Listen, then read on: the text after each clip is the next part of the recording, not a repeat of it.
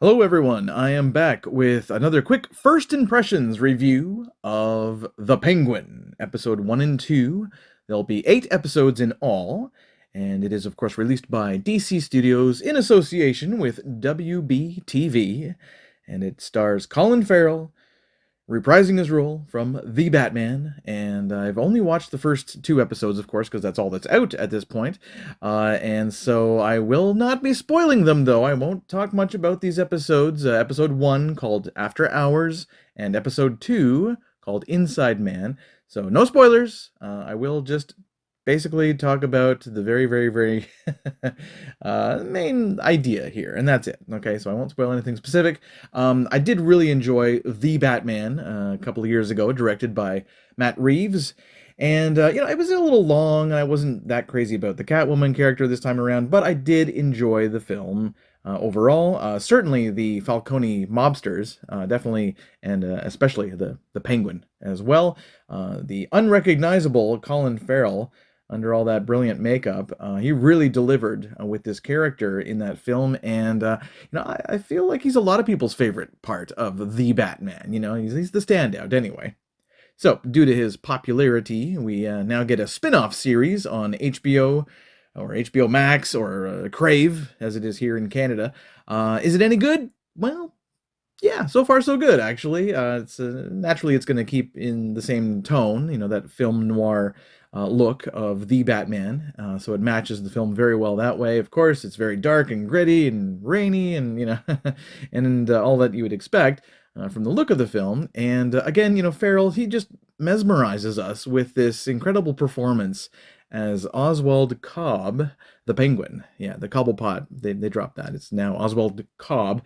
I know the makeup certainly helps, of course, with an actor, bringing out the character visually, but, it's just incredible, how convincing he is. He really does remind me of great gangster performances from years past, like Tony Soprano or maybe Jimmy from Goodfellas, De Niro's character.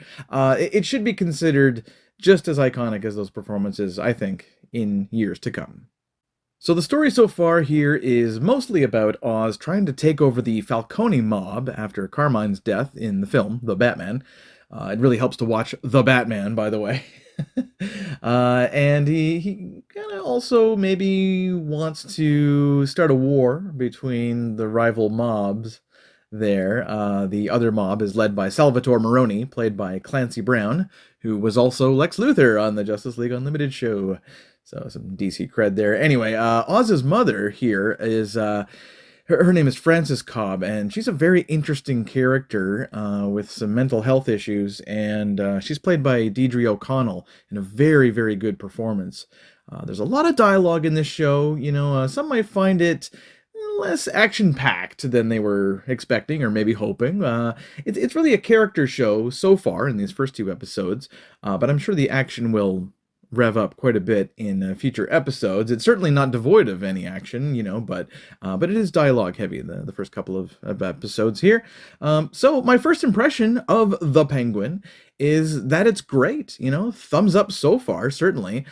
Farrell and the rest of the cast are very convincing, and it's really fascinating to see this foul character.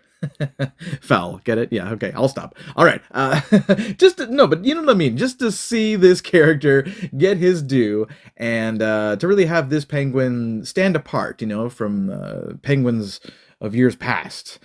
Past penguins like Danny DeVito, very different, obviously, from Batman Returns, and the classic Burgess Meredith from the campy '60s show, right? Right, you are, old chum, quack, quack, quack, and all that stuff. This is very different. This is a very realistic, very much more like a Scorsese kind of gangster character here, and I'm fascinated not just by the performances, but the story is going well so far, and I feel I have the hopes that it's going to pay off by the end, which will be episode 8. So I'll keep watching, and that's it for this quick first impressions review of The Penguin.